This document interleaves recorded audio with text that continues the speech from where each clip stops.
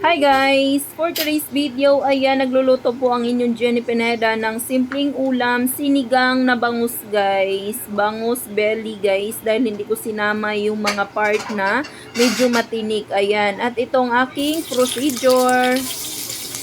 Panoorin nyo na lamang guys hanggang dulo dahil pag ako po ay nagluluto ay ginigisa ko po talaga lalong-lalo na sa mga sinigang.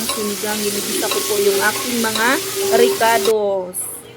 Ayan, ilagay na natin ang ating bangus guys dahil ano na po, kumukulo na yung ating tubig. Ayan, lagay natin isa-isa ang ating isda na bangus. Ayan. Puro yan ano guys, yung banda sa part na tummy para mas masarap. Ayan, antayin lang natin.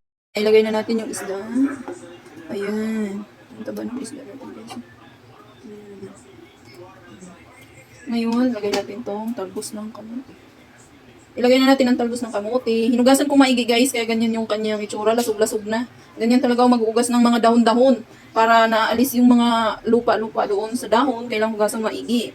At ayan, konti na lang at kakain na tayo ng ating tanghalian. Pero mamayang alas 3 ulit ito may upload guys dahil mag-i-edit pa ako. Ayan, 2 pirasong isda yan pero hindi ko sinali yung mga ulo at buntot na part para hindi masyadong matinik. Tingnan nyo naman kung gaano kataba. Dahil iano ko yun guys, i-adobo ko. Ayan, sinigang na bangus guys. Thank you guys for watching.